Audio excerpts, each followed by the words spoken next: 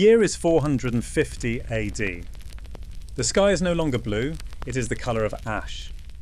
The wind does not carry the scent of olives or wine, it carries the stench of burning flesh. Behind the marble walls of Rome, priests are trembling in their sanctuaries, asking the same terrified question: what sins have we committed to deserve this? The answer came from the void, from the endless frozen steppes of the east. The dark cloud on the horizon was not a storm, it was a nightmare descending upon civilization. Faster than the wind, more deadly than the plague. It was said that where their horses stepped, grass would never grow again. The Roman generals called them barbarians, but the people knew the truth. They were not men, they were a divine punishment sent to cleanse a sinful world. They were the scourge of God, and the hand wielding that scourge was Attila. Legends call him a monster, history calls him a catalyst. Today, we strip away the myth. From the Xiongnu origins to the logistics of an empire, this is the technical analysis of the Huns. Grim Encyclopedia. To understand the monster, we must examine the incubator. The ground zero is here, the Eurasian steppe. Specifically, the Orkhon Valley.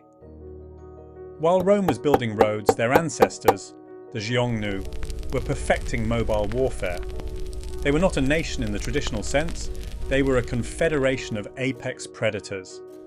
Their life cycle was engineered for war. Roman historians noted that a Hun lived on his horse, ate on his horse, and even slept on his horse. This wasn't just culture, it was evolution. Without agriculture to tie them down, their society was stripped of all fat. Only the lethal muscle remained. Strict hierarchy, absolute loyalty to the Khan, and a protein-rich diet that made them physically denser than the grain-eating Roman peasant. So why did they leave? Two reasons. First, the Han dynasty. The Great Wall wasn't just decoration, it was a barrier that forced the Xiongnu economy to collapse. Second, and more deadly, climate change. A mega drought in the 4th century turned the steppes into a graveyard. To survive, the predator had to find new hunting grounds. This migration was not a travel plan, it was a kinetic wave.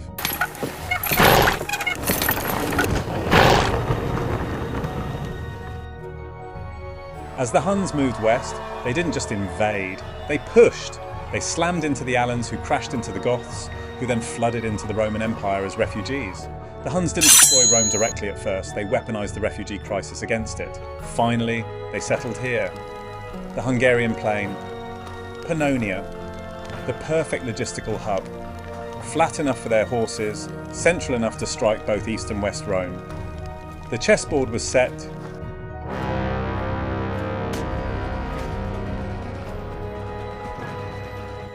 The Huns had found a home, but peace was never part of the plan.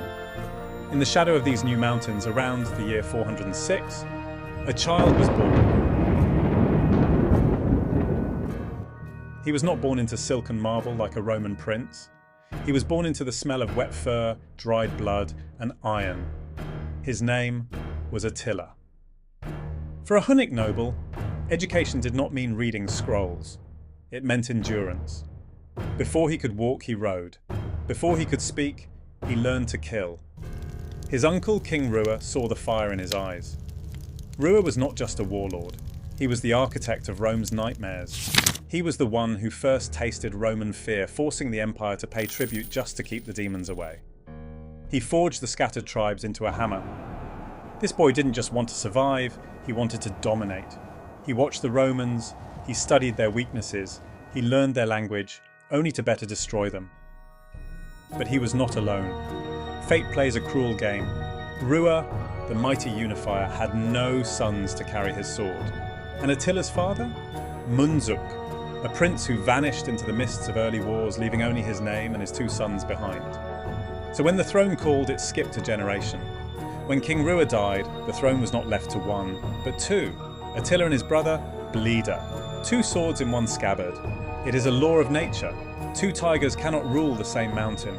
Bleda was a man of the old ways, content with gold and plunder. But Attila Attila wanted the world. History calls it a hunting accident, a convenient tragedy deep in the woods where Blida lost his life. But we know the truth. Mercy is a luxury a conqueror cannot afford. With his brother gone, the last chain holding him back was broken. The disorganized raids were over, the boy from the wagon was gone, the Scourge of God had risen.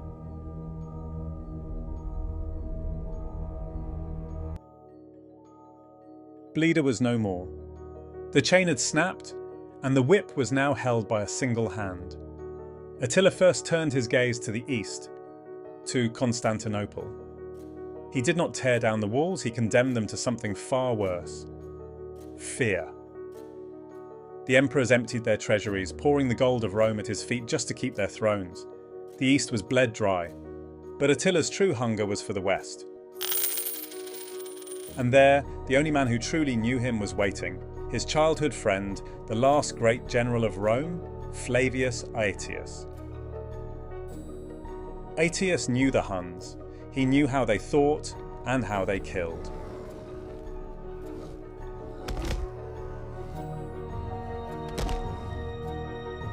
When they finally met on the Catalonian plains, the sky turned black with arrows. It was a day of apocalypse where rivers reportedly ran red with blood, and the wounded drank from the crimson streams. It was a slaughter with no true winner. Yet Attila did not stop. Like a wounded wolf, he descended upon Italy. At the very gates of Rome, he was met not by a legion, but by an old man, Pope Leo. No swords, no shields, just words. No one knows what was whispered that day, but the Scourge of God turned his horse around before that unarmed priest. Perhaps he saw a sign from the heavens, or perhaps he finally saw his own end.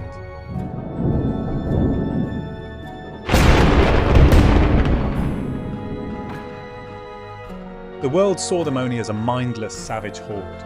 They were wrong. The Huns were the most advanced death machines of their age. Their secret lay not in brute strength, but in engineering, the asymmetric composite bow.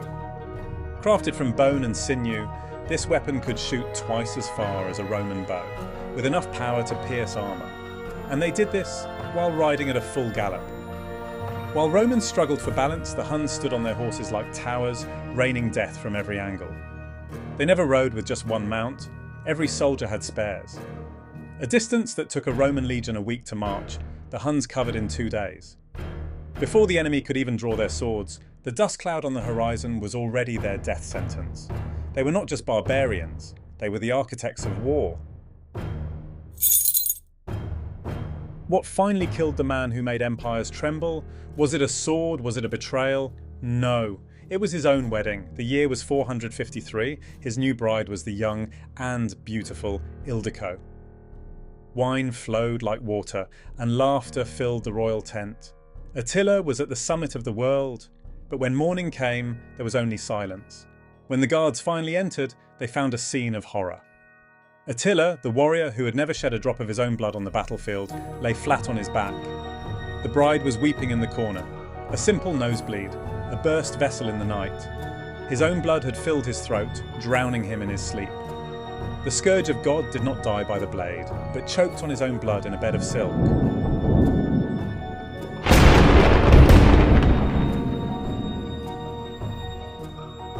The Empire of Fear evaporated with its master's last breath. His sons fought over the scraps, and his people scattered like dust in the wind. But Attila's final journey was as mysterious as his life. To bury him, they diverted the flow of a mighty river. His body was placed inside 3 coffins, one of gold, one of silver, and one of iron. They buried him deep within the riverbed, and then they unleashed the waters back over him. Every slave who dug that grave was slaughtered that same day. Even today, somewhere in Europe, under the cold, rushing dark waters, he sleeps with the sword of Mars. He was not a man, he was a storm. And a storm has no grave.